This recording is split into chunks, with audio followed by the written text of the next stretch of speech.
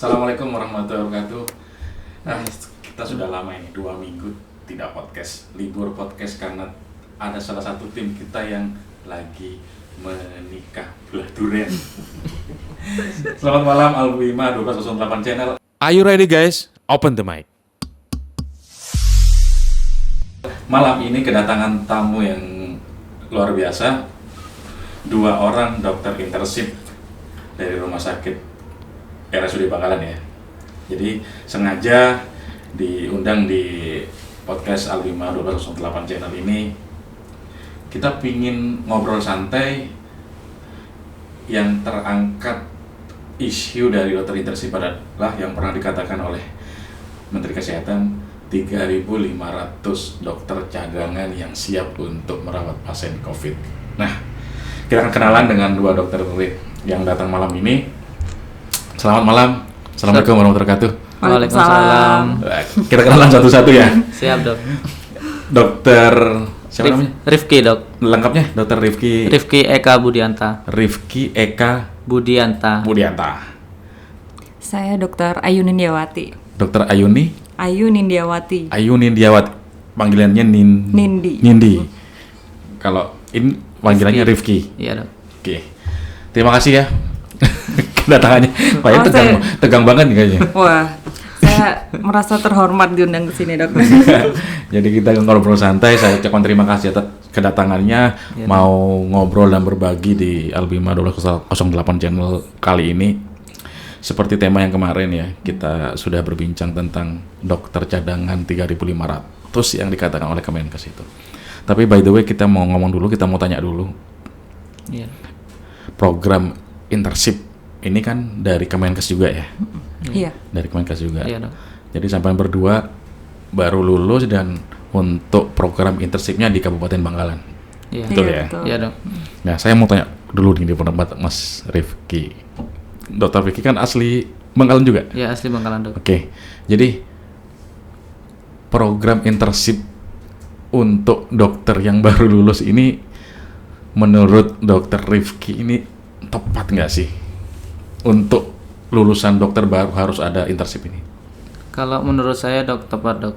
Pertama untuk melatih skillnya untuk terjun ke dunia bidang kerja.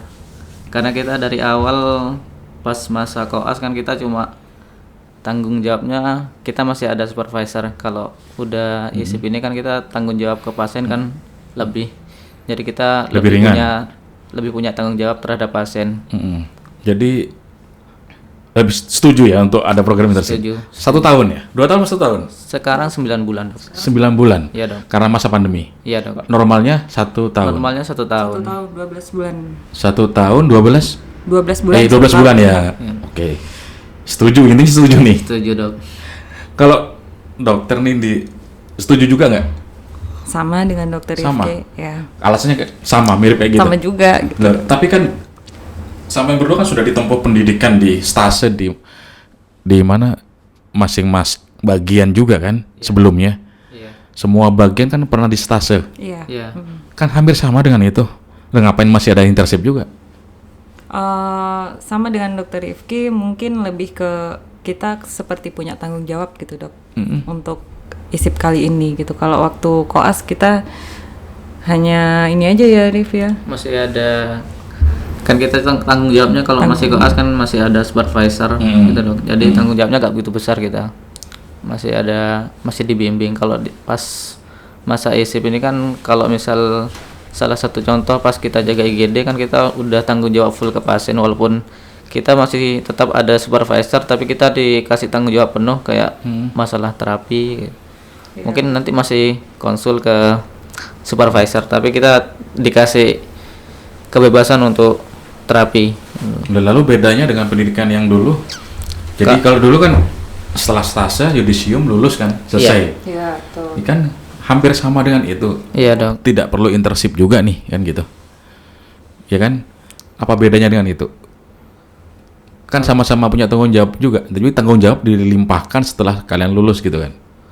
Kalau tanggung jawab. Kalau menurut saya pribadi sih, saya nggak setuju sih ada internship itu. Kenapa? Karena sudah ditempa di stase kan. Stase bagian masing-masing gitu loh. Itu kan sudah belajar. sistem belajarnya sudah diawasi oleh supervisor kan gitu. Iya. Ya kan? Hampir sama dengan itu dong internship. Cuma pas koas itu dok kita kayak terapi itu kita wis manut sama supervisor dok. Lah kalau internship Kalau internship sama, cuma kita awalnya tuh kita dikasih nggak apa-apa wis, dikasih terapi. Oh, Nanti gitu. kita dikonsulkan. Jadi Kalau pas, bedanya di situ. Iya, kalau pas koas kita full. Tidak boleh ya. Jadi cuma konsul pasien. Anamnesis sama fisik. Sama diagnosis. curiga diagnosis apa Iya. begitu ya. Tapi untuk terapinya nanti dari supervisor. Oh, dari bedanya kalau internship dalam tanda kutip latihan membuat terapi. Nah, iya. Iya kan? Setelah menegakkan diagnosis Iya. bisa memberikan terapi. Jadi terus terapi itu nanti dievaluasi oleh supervisornya gitu. Bedanya kalau yang koas sebelumnya tidak bisa memberikan terapi gitu ya. Jadi itu yang membuat kalian setuju adanya internship. Iya. Gitu. mungkin seperti itu dok. Wah, tidak ada pertentangan sama sekali sebelumnya gitu. Masalah internship itu antara iya dan tidak di antara mahasiswa kedokteran gitu. Pro kontra lah misalnya gitu. Kalau pro kontra pasti ya. Kalau yang kontra apa? Yang paling kontra yang didengar Tentang internship ya. Untuk kontranya ya dok ya. Ya ada beberapa teman ya yang menganggap bahwa ngapain sih masih ada ISIP. Zaman dulu aja nggak ada gitu kan. Jadi ada yang bilang buang-buang waktu gitu. Iya. Karena memang sekolah kita udah cukup lama ya dok. Masih Udah ada koas gitu. Tapi mungkin kalau kita pikir-pikir lagi ya dok, nggak ada ruginya sih gitu. Nggak ada Mungkin ruginya. ini bisa jadi Latihan. bahan latihan. Sebelum kita bisa terjun betul-betul ke masyarakat. Iya betul. Oh, oke. Berarti harusnya internship ini harusnya lebih pintar dari dokter-dokter zaman dulu kan. Ya kan gitu. Udah Dokter-dokter zaman dulu kan nggak ada latihannya. Iya. Begitu lulus stase yudisium selesai. Iya. Langsung terjun ke masyarakat. Iya. Kalau sekarang kan selesai latihan dulu dalam tanda kutip gitu Iya. kan. Nah, berarti harusnya lebih pintar dari dokter yang dulu dong gitu kan. Mudah-mudahan begitu ya. Ya, Dok. mulai iya kan. Harusnya. Yang kita petik kan manfaatnya. Jadi Iya. segi positifnya yang kita terima gitu kan. Jadi tidak terlalu program pemerintah ini kadang kan ada polemik gitu kan. Iya. Jadi polemik apaan sih masih butuh internship setahun gitu. Kita sudah lulus stase, sudah diterpa di stase gitu. Masih lagi disuruh internship. Iya. Ya kan? Belum yang sebelumnya ada ujian UKM-PPD katanya ya. Nah, iya. Iya. Wah, itu Itu. paling berat ya. Kalau yang paling banyak pro kontra yang masalah UKM PBD dok. UKM PBD. Iya. Kenapa? Ya pertama kita udah kuliah 4 tahun setengah buat esket. Kita materi sudah dapat, skill sudah dapat, terus habis itu kita kan udah koas juga. Itu seenggaknya kan kita untuk prekliniknya semua kan udah dapat, tapi yang menentukan dari hampir Kelulusan. 6 tahun itu cuma dari UKM PPD. Ya CBT sama Oscito. Iya. Iya. Betul ya. Yang banyak jadi pro kontra yang itu dok. Iya, kalau saya sendiri memang nggak setuju sih. Kalau menurut dokter Nindi gimana? UKM PPD ini? Kalau menurut saya iya sih dok. Iya gimana? Karena saya pribadi juga UKM PPD ini ngulang dok. Nggak Berapa langsung kali? nggak langsung one shot. Berapa kali? Ini yang ketiga kali, tiga kali. sebenarnya Mbak, CBT, oh, CBT-nya. Tapi CBT. kalau untuk OSCE-nya Satu saya kali. one shot ya. Jadi 3 kali baru lulus. Iya 3 kali baru lulus untuk Iya, CBT. berarti kan seperti tadi bilang yang identiknya sudah sekolah 4,5 tahun untuk SKT ya. Iya. Iya. Terus 2 Terus tahun. 2 tahun untuk profesi. Iya. Ternyata kelulusan hanya ditentukan oleh ujian CBT dan OSCE. Iya betul. Itu pun Iya. untuk koasnya kan beda-beda dok. Koas kalau misal kayak Unisma itu ada yang sampai 2,5 tahun. Kalau UMM rata-rata 2 tahun UMM dok. Apanya itu? Profesinya? Profesi. Oh, nggak sama berarti ya? Nggak sama dok. Itu tergantung apanya? Tergantung putarannya. Stasiunnya apa? Atau gimana?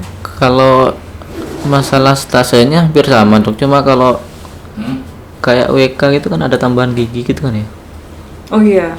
Kalau UMM nggak ada. Lah kalau Dr. Rifki dari mana? UMM UMM Malang. Malang. Iya. Kalau Saya dari Wijaya Kusuma. Wijaya Kusuma Surabaya. Tentunya berbeda ya. Iya. Tapi tetap ya pola pendidikan tidak akan jauh berbeda. Iya, iya, Tapi Dok. memang UKM PPD itu yang paling menyesakkan ya. Iya, Dok. betul Dok. Sudah sekolah lama tapi ditentukan hanya ujian UKM PPD sebagai syarat lulus. Betul. Kalau tidak lulus UKM PPD tidak bisa jadi dokter. Lah itu, Nggak bisa, Dok. itu yang bikin kita, aduh, Dongkol. Iya, stres banget Dok. Sampai stres banget begitu ya? Stres banget sampai saya pernah pada satu KPPD tuh pernah nggak pulang ke rumah. Kenapa? Ya nggak pulang bukan berarti nggak mau ketemu keluarga ya, tapi kok gagal sih. Jadi di saat ngulang itu pengennya ya udah, saya kan apartemen ya, jadi saya di apartemen terus belajar sampai sempat tanya sama teman-teman yang one shot gitu, kamu gimana sih metode belajarnya gitu, kok enak Bisa. banget langsung one shot gitu ya, sambil konsul-konsul sama teman-teman yang udah sukses gitu, cara belajarnya, nyoba metode belajar yang seperti ini seperti itu, gagal gitu. Akhirnya ya udah saya buat metode belajar saya sendiri. Ternyata memang ya kita punya metode belajar yang berbeda-beda ya Dok. Tidak sama. Iya tidak sama gitu. Oke. Sampai pada hari yang terakhir ini lulus, saya hampir jarang pulang. Padahal Surabaya Bangkalan deket ya Dok, tapi jarang pulang karena belajar terus. Oh gitu. Iya belajar. Karena kita menganggap itu ya UKM PPD ini sebenarnya sesuai standar ya. Tapi kok susah banget lulusnya gitu. Kadang Apalagi nilainya Kalau nggak mepet lulus gitu. itu kan aib, Dok, kalau UKM PPD itu, Dok. Kenapa kok aib? Ya aib, ya malu, Dok. Oh gitu. Iya, Dok. Oh kalau nggak lulus UKM PPD itu jadi aib, malu gitu ya? Iya, bahkan kalau UKM PPD nggak lulus, terutama biasanya yang banyak tuh cewek, Dok. Kalau misalnya sampai nggak lulus, ya kadang ya nggak ketemu sama teman, diajak belajar bareng. Oh itu terfikir susah. berapa kali? One shot. 2 kali baru lulus, Dok. Jadi 2 kali CBT. Iya. Pastinya one shot. Pastinya one shot, Dok. Kalau cewek masuk berarti CBT yang paling CBT yang paling susah CBT, Dok. CBT. Yang banyak gak lulus CBT. Kalau OSCE rata-rata kelulusannya ya 90% ke atas ya. karena kasusnya kayaknya diulang-ulang ya. Iya. Karena kita sebenarnya kan udah punya bahan ya dulu selama koas, jadi pada saat Pendidikan koas. iya pendidikan Iya. koas Sudah terlatih untuk iya, OSCE itu ya. alhamdulillah gitu. Iya, memang nggak masuk akal sih ya. Syarat CBT UKPPD ini hanya menentukan pendidikan yang sudah lama. Yang sudah lama itu ditentukan hanya satu kali uji. Dan kalau tidak lulus harus mengulang berapa bulan lagi? 3 bulan, tiap 3 bulan, Dok. 3 bulan. Berarti Iya. Nindi berarti setahun. Iya, 1 tahun Dok. 1 tahun. Itu wah ibadah sudah, belajar udah sampai beberapa metode Jadi saya nunggu coba. setahun Iya. ya, karena 3 kali ujian ya. Iya, Per 3 bulan ya. per 3 bulan. 3 Wih. bulan. 1 Itu tahun pun- 4 kali, Dok. 4 kali ujian. 1 tahun 4 kali ujian. 4 kali ujian. Nah, ya itu harus dievaluasi nih menurut saya ya. Iya, Dok. Sudah sekolah pendidikan lama kayak gitu hanya ditentukan oleh 1 kali ujian selesai gitu, tidak lulus ya sudah tidak lulus Iya. itu. Harus dievaluasi dan harus butuh perbaikan. Ya mungkin saja nanti ke depannya ada evaluasi lagi dari pemerintah gitu kan Iya, betul. untuk UKM PPD ini sehingga ini bukan suatu syarat utama untuk kelulusan Nah, pendidikan iya. dokter Iya, gitu kami berharap kan. Iya, begitu. Supaya adik-adik kan juga tidak seperti Iya, ini kan bahkan nantinya. ada teman-teman sangkatan Kasihan. saya masih ada di sana gitu. Oh, masih ada Iya, ya? kasihan Angkatanmu juga. yang belum lulus ada? Banyak. 2000 berapa? 2000 saya ikut angkatan 2012. 2012 Iya. masih ada berarti ya? Masih Banyak. ada. Banyak, Dok. Yang sebelum itu juga ada 2010, 2009. Angkatan Bahkan 11 kakak masih ada, kelas Dok. saya udah 8 kali, 7 kali. 8 kali tidak lulus berarti tidak bisa jadi dokter berarti ya? Gak bisa, Dok. Nggak bisa ya kalau lebih dari 8. Gak bisa. Hah? Kalau lebih dari 8 kayaknya nggak bisa ya. Tapi Gimana? nggak tahu kalau ada kebijakan dari. Kalau lebih dari 8 maksudnya harus gimana? Kalau nggak lulus? itu Ya, itu cukup jadi tergantung dari dokter pusat umum, ya. Dok. Dokter SKT aja, Dok. Sarjana Loh, kedokteran masa aja, Dok. berhenti? Berhenti, Dok. Iya Nggak bisa. Nggak bisa. Nggak bisa. Gitu. Loh, itu syaratnya begitu, maksimal 8 kali. Iya, tapi saya pernah tanya-tanya ya, ada yang 8 kali lebih tuh tergantung kebijakan dari pusat apa masih diberi kesempatan gitu. Tapi nggak tahu itu kesempatan terakhir atau bagaimana. Saya Tapi kalau secara aturan kalau secara aturan 8 kali ya. 8 kali Iya. maksimal. Lupa ya, 8 kali ya. Kalau saya dengarnya nggak ada batasan sih, Dok. Cuma iya. ya Terus? emang Berarti dari- kalau 10 kali masih bisa dong? masih bisa. Dulu ada kebijakan 8 kali ya. Iya. Tapi Sekarang? Cuma tergantung universitas. Biasanya kalau misalnya udah mahasiswa itu sekitar 12 semester ke atas itu biasanya kalau nggak lulus itu biasanya di DO, nanti ikut dari universitas lain biasanya dok. Jadi karena UKM PD tidak lulus bisa di DO? Bisa jadi dok. Gila. Nanti ikut dari universitas lain biasanya dok. Wah, gak bisa bayangkan ya. Wah, semoga ada evaluasi lah. Ini jauh dari kata realis. Apa ya? Kata-kata yang menurut saya UKMPPD ini kurang, harus dievaluasi lagi deh. Betul. Bukan syarat utama untuk lulus jadi dokter menurut saya. Ya oke lah. Semoga ada evaluasi lagi lah untuk UKMPPD ini. Saya juga nggak mengerti sejauh mana UKMPPD ini jalannya dan putarannya. Saya sendiri pernah nguji tapi OSCE. OSCE di Unisma waktu itu. Cuman saya yang CBT ini saya juga kurang mengerti betul. Tapi saya harapkan mungkin kedepannya bisa dievaluasi oleh pemerintah bahwa tes itu bukan penentu semuanya untuk bisa jadi dokter. Saya yakin walaupun teman-teman yang belum lulus tuh ya, saya yakin mereka sebenarnya bisa ya, pinter kok dok gitu. Tapi mungkin sialnya kali ya. Iya, karena kan ujian gitu kan tidak, walaupun juga pinter kadang. Iya betul. Kadang terlalu diforsir itu bikin itu dong. Karena terforsir belajar. Iya. Biasanya anak-anak seminggu sebelum UKMPPD biasanya diforsir sampai jam 2, jam 3 belajar. Iya, gitu, dok, saking takutnya nggak lulus dok. Kadang yang masuk UKMPPD ya terlalu capek.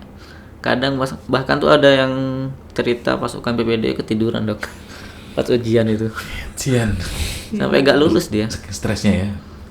Iya. Yalah, kita berharap sama-sama berdoa supaya nanti adik-adik kalian juga bisa bisa lulus tanpa juga tanpa adanya UKMPPD ini yang saya kira kontroversi juga ini menurut saya pribadi.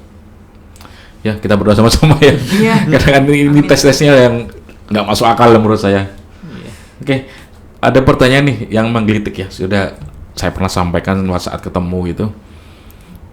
Pak Menkes sudah pernah bilang saat pemerintah sudah kelabakan merawat pasien COVID-19 gitu kan. Iya kan? Baik di seluruh Indonesia. Sepertinya kan dalam tanda kutip masih kekurangan untuk tenaga medis yang merawat. Dan pernyataan Bapak Menkes adalah bahwa saya masih punya 3.500 dokter cadangan untuk merawat pasien COVID. Iya. Saya mendengar itu rasanya biar gitu. Kepala saya mau berpikir, ini dokter dari mana 3.500 orang gitu. Ternyata punya usup yang dimaksud Pak Menkes adalah internship. Termasuk kalian berarti kan? Iya, dok. Gimana? Dokter Nidi. Itu sempat jadi perbincangan kami ya di Seputar internship. Iya, sempat ya kaget aja, kaget juga ya. Sempat ini dokter nanya menurut kami kan. Ya. Mendengar itu bagaimana menurut dokter Nindi ya kemana? Kaget sih dok, pasti kaget. Ya paling tidak saya berharap Kemenkes juga ada diskus dulu lah ya ke para dokter intensif bersedia atau tidak seperti itu. Tapi kalau memang itu diharuskan atau diwajibkan dan memang butuh banget gitu, ya mau tidak mau. Tapi kalau diminta untuk memilih bersedia atau tidak, ya pastinya diantara kami pasti ada yang bersedia ataupun tidak gitu. Makanya sebenarnya kalau dibicarakan dengan baik, insya Allah kalau seorang dokter pasti siap gitu ya. Iya, karena itu memang tugas seorang dokter. Tetapi caranya untuk memulainya itu yang bikin sakit hati. Iya betul. Seakan-akan itu adalah stok barang. Iya. Gitu kan? Terus saya kayak bom banget. Lelah ya. Ya kan betul kan? Tiba-tiba langsung keluar seperti itu kata-kata kan dari seorang Menkes. Gitu kan? Iya betul. Bapak kita loh itu. Iya dok. Gitu kan? Kepada anaknya loh begitu. Makanya saya langsung kaget gitu kan. Seorang anggota DPD RI waktu yang, dan dia latar belakang juga dokter kalau tidak salah. Dia mengatakan bahwa dokter itu bukan seperti stok barang gitu kan. Saya masih punya stok barang beras nih di rumah gitu. Masih bukan banyak kayak gitu ya. Iya. Seakan-akan kayak barang aja kan. Dilempar gitu. Sebetulnya bukan tidak siap. Misal disuruh merawat pun akan siap, saya yakin kok. Iya. Siap-siap itu aja, udah Dok. jiwa seorang dokter Jiwa ya. seorang dokter. Iya. Sebenarnya tidak akan bahwa ini ditugaskan merawat pasien COVID terus lari gitu, nggak mungkin saya kira. Semua dokter pun kalau sudah dibebani tanggung jawab secara moral pastilah Pasti. kalian juga akan berangkat gitu kan. Kalau nggak mau ya bukan dokter gitu kan. Iya. Karena tapi mbok ya dibicarakan. Nah, iya. Gitu kan ya. Ditanyakan Oke, statement-statement seperti itu kan tidak boleh dilempar begitu saja kan daripada internship. Iya, betul. Ya kan? Betul. Makanya Dokter Rifki juga kaget. Kagetnya masih luar biasa gitu kan. Wah, Iya, Dok. kaget pasti Dok. Nah, kalau sesungguhnya kalau itu terjadi, langsung ada surat tugas dari Kemenkes, gimana kamu? Kalau dari saya sendiri Dok, antara setuju gak setuju Dok. Pertama, kalau misalnya emang suatu keharusan kita menangani pasien COVID, paling tidak kita ada pelatihan terlebih dahulu. Soalnya kita kan nggak ada basic sama sekali masalah COVID. Paling cuma belajar masalah otodidak mengenai COVID. Setidaknya kita dikasih bahan pelatihan terlebih dahulu. Seperti itu. Kalau dari teman-teman rata-rata banyak yang nggak setuju. Ada yang bilang saya gak mau mati konyol gara-gara COVID. Ada kayak gitu. Iya. Padahal di luaran bilang itu adalah buatan rumah sakit atau dokter kan. Iya. Lah iya. Masa dokternya sendiri yang buat, dia yang takut gitu kan? Nah, Nggak iya, mungkin makanya. gitu kan. Pastilah. Itu pasti apa namanya bikin sakit hati gitu kan ya. Iya Dok. Ya betul sih. Kalau kasih penugasan memang termasuk baru kan virus ini yang berkembang gitu. Virus udah lama. Cuma kan berkembang seperti jadi pandemi ini kan karena dia baru kan. Jadi bermutasi banyak gitu kan. Makanya sebenarnya walaupun internship ini baru lulus, kalau langsung diterjunkan merawat pasien COVID tentunya butuh supervisor kan. Tidak berarti setelah ada kata-kata saya bisa menugaskan 3.500 dokter cadangan untuk merawat pasien COVID. Lah, dari mana dasarnya gitu untuk merawat gitu kan? Betul. Misalnya sebagai dokter penanggung jawab nggak akan bisa kok. Bisa Dok. Seperti tadi kan. Iya. Namanya juga internship. Masih melatih untuk memberikan terapi di bawah naungan tanggung jawab supervisor yang ada di rumah sakit tersebut gitu kan. Iya. Lah kok Delala punya pemikiran dan omongan seperti itu gitu kan. Ya kalau mau coba Dr. Nindi ditugaskan di ruang isolasi sekarang gitu tanpa adanya supervisor pasti bingung kan? Iya, betul Dok. Apa yang kamu lakukan gitu kan? Langsung kaget gitu. Saya seperti tadi kan temanku bilang kan, Iya. saya nggak mau mati konyol gitu kan. Betul. Siapa yang mau mati konyol? Sudah punya keluarga kan? Sudah. Alhamdulillah. Nah, iya. Pastilah berpikir ke belakang kan. Iya Dok. Masih ada keluarga di rumah, Iya, ada suami, ada istri, ada bapak, ada ibu di rumah Iya. gitu. Masa cuman hanya dicemplungkan di ruang isolasi. Begitu datang, sayalah 3.500 dokter itu gitu kan. Aduh. Kan enggak gitu juga. Ya, betul. Tapi ya kita tuh mestinya serba salah memang. Sudah di masyarakat kita dibilang yang membuat corona. Iya. Ya itu stigma masyarakat ya. Iya, buat tapi mental stigma kita itu ya. sampai sekarang masih ada kan. Susah kayaknya Dok. Buktinya apa? Kunjungan ke rumah sakit Iya, tambah sedikit. turun drastis Iya. dari yang biasanya banyak banget sampai sekarang poli-poli kosong. Ya kan? Stigma masyarakat itu tidak bisa hilang. Betul. Saya sempat tanya kok pada pasien kan. Misalnya itu pasien saya di praktek misalnya nih. Ayo Pak operasi aja. Wah, enggak Dok, saya kapan-kapan aja operasinya. Yang penting saya tahu keputusan bahwa penyakit saya ini harus operasi atau tidak gitu. Setelah disuruh operasi malah bilang nggak mau. Kenapa? Enggak, nanti saya ke rumah sakit takut di COVID kan. Saya rasanya miris sekali banget. Seperti ditusuk-tusuk gitu. Iya. Soalnya sosialisasinya masih kurang Dok ke bawah. Makanya Iya. kayak gitu Dok. Jadi ya sebetulnya kita dari beberapa sektor gitu kan tidak kurang sih sebenarnya untuk sosialisasi. Tapi kalah banter dengan hoax yang banyak Iya, gitu betul, kan. hoax. Jadi yang mana dokter buat corona, terus belum lagi yang isu sekarang bahwa rumah sakit supaya dapat klaim pasien COVID sekian puluh juta, semua pasien yang meninggal di COVID kan. Iya. Gila. Dan itu ucapan juga dari pejabat negara. Nggak ada habis-habisnya ya Dok ya. Nggak ada habis-habisnya loh. Bahkan Seharusnya sampai vaksin. Sekarang kan vaksin juga kan lagi rame-ramenya. iya kan. Lah apalagi kan sekarang kan yang ada tuduhan yang terakhir yang tadi kan bahwa rumah sakit kalau ada pasien meninggal di COVID kan supaya dapat klaim yang banyak, puluhan juta gitu, itu kan dari pejabat negara yang seharusnya beliau mendukung kita supaya kita tuh lebih semangat, tidak mundur menghadapi pasien COVID, supaya tetap fight berjuang gitu. Ini malah kita dilemahkan dengan tuduhan-tuduhan seperti itu. Dan ini sudah banyak dibahas di grup-grup ID gitu ya. Apalagi oleh tim-tim mitigasi dari ID dari pusat, wilayah maupun cabang gitu, bahwa rumah sakit yang mengcovidkan pasien supaya dapat klaim puluhan juta gitu, itu seperti tidak masuk akal dikatakan oleh seorang pejabat negara gitu. Terlalu gampang. Ya menurut saya itu hanya apa ya, klise supaya dikatain apa masyarakat, waduh bener berarti stigma masyarakat gitu. Oh pejabatnya aja bilang kayak gitu gitu. Iya. Ya kan nggak bisa kayak gitu kan. Kalau ISIP itu sudah merawat pasien COVID termasuk 3.500 dokter cadangan sudah dicemplung ke ruang isolasi, terus dibilang kayak gitu. Sakit hati gitu kan. Isinya sakit hati tok wis.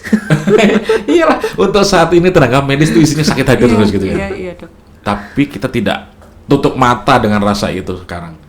Yang penting pasien yang ada di depan kita rawat gitu kan intinya. Iya dong. Sebisa mungkin, semaksimal mungkin kita memberikan yang terbaik. Walaupun kita dihantam kanan kiri gitu kan. Ya saya kira kita semua harus hati-hati. Termasuk internship yang juga baru jaga di rumah sakit, tetap harus hati-hati, jaga stamina. Yang pasti ya jangan terlalu sakit hati dikatakan 3.500 dokter cadangan itu ya. Jadi kita harus tetap sabar. Semoga nantinya menjalankan program internship di rumah sakit kita tetap fight, tetap bersemangat sehingga setelah lulus setelah selesai ISIP ini ya, internship ini bisa jadi dokter definitif ya. Iya. Iya, Dok. Jadi SIP keluar gitu. Iya. Apa STR yang keluar? STR dulu ya? Dua-duanya, Dok. Dua-duanya, Dok. Kalau SIP kan tergantung kamu ngurusnya. STR Ya, loh. STR dulu yang dikirim. Jadi Iya. setelah internship Baru selesai, baru STR 3 itu dikeluarkan oleh Iya. oleh Iya. KKI. Iya. Iya, Kalau belum menyelesaikan internship nggak akan keluar STR gitu ya. Iya. belum keluar. Wah. Ribet ya, Dok ya. Sekarang ya. Ribetnya apa? Mulai dari UKM PPD ya. Iya. UKM PPD habis itu setelah UKM PPD lulus pelantikan dokter, Iya. jalan internship lagi setahun. Isipnya aja masih nunggu, Dok. Nunggunya Nunggunya berapa lama? Lumayan Oh, lama ya. 3 sampai 6 bulan. Dok. Iya. serius? Iya, Dok. Dari lulus? Iya. Bisa 6 bulan nganggur berarti? 3 sampai 6 bulan, Dok. Kan masih ngurus buat STR, ISIP, segala macam itu, Dok. 6 bulan? Iya. Terus ngapain kalian 6 bulan? Main? Kalau saya ya, Dok ya, daripada nganggur gitu. Kalau memang ada kesempatan untuk bantu support beberapa klinik ataupun kemarin saya bantu support PMI di Surabaya tuh ya, Oh, saya bisa? ikut ya. Diterima? Alhamdulillah diterima gitu. Menurut terus dasarnya apa? Kan nggak ada STR untuk SIP. Tetap ada dokter. Oh, tetap ada dokternya supervisor ya. Tetap ada Jadi supervisornya. seperti ada dokter Seperti penanggung jawabnya. pada saat koas juga. Oke. Jadi diterimanya tetap ada dokter penanggung jawabnya. Ya. Jadi Dari pengalaman aja. dari Dok. pengalaman aja. Itu 6 bulan ya. 6 bulan, Dok. Saya lulus November, Mm-mm. baru ISIP bulan Agustus. Hampir setahun. Hampir ya. sama. Awalnya harusnya ISIP bulan Mei, Dok. Cuma kemarin pas lagi rame-ramenya COVID itu niat awal mau ngambil kalau nggak Malang ya balik Bangkalan. Cuma kemarin itu Bangkalan sama Malang nggak ada yang buka, makanya Awalnya mau di Malang gitu. tunda lagi. Awalnya mau di Malang. Kalau nggak Bangkalan di Malang, Dok. Pilihannya cuma 2 itu, Dok. Padahal Tapi kemarin nggak ada yang buka kemarin. Malang buka yang sekarang. Nah, Malang bukanya Tapi ternyata sekarang Bangkalan. sama Bangkalan. Cuma orang tua lebih mending Bangkalan Pulang aja, kampung. lebih dekat. Iya. Lebih dari rumah. Iya. Ya untungnya dapat kliknya kan. Iya, Kan cepet-cepetan katanya. Iya, Dok. Ya wes syukurlah. Kembali kepada keluarga masing-masing akhirnya kan. Iya. Iya. Nggak jauh dari keluarga. Karena COVID juga ya, Dok. Iya. Tapi kita nggak menduga ya ada COVID ya pada saat itu. Iya. ya. Iya nggak menduga karena COVID baru Maret kan. Iya, baru Maret, Iya. Dok. Karena sudah lulus sebelumnya kan. Iya, Iya, sudah saya- lulus November gitu. November. Saya November. Kalau Dokter Rifki November, saya Februari. Baru Februari kemarin ini. Iya. Pas 1 bulan sebelum COVID Iya. ya. Oke lah, tetap semangat. Siap. Terima kasih. Kita sudah berbincang-bincang masalah internship ini ya. Semoga program internship ini yang diharapkan tadi sebagai pembelajaran bisa jadi pembelajaran betul-betul sehingga saat terjun di masyarakat bisa membawa hal yang baik dan Amin.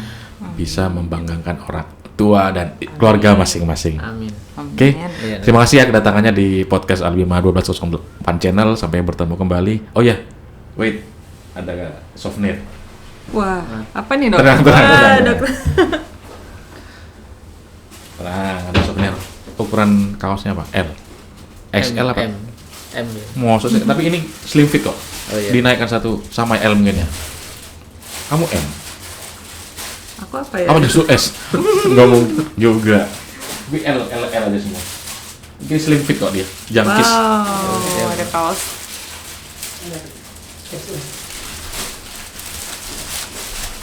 Kamu lebih besar mana? Tapi kecil. Itu apa? L-nya habis? 2XL. Enggak, itu apa? L. L? Ya. Nah, ini L. Keren banget nih dok. Dibuka ya, dibuka. Ya. Nanti ditunjukin ke kamera. Bahkan saya nggak bisa memberi apa-apa, cuman ini Waduh. souvenir buat kalian berdua. Ini udah bagus Iya. banget Coba, dok. ditunjukkan ampun, kepada kamera keren nih. banget nih. Wow. Albima 1208 channel ya. Eh, Terus nanti dibalik Guys. belakangnya ini ada IG-nya ya dok ya? ya itu ya. Ada Facebook-nya juga. Like, subscribe, and comment. Wah, saya sudah subscribe loh dok. Terima kasih. Kalau nanti keluarga yang lain ya, Siap. dari mulai kakek, nenek, untuk saudara, tetangga gitu kan untuk subscribe dan nonton video ini. Wah, tapi seru. Semoga kita bertemu kembali. Terima kasih. Siap. Sampai bertemu di tugas internship berikutnya. Iya dokter. Oke. Assalamualaikum Terima kasih warahmatullahi wabarakatuh. banyak. Salam sehat dari Albima 1208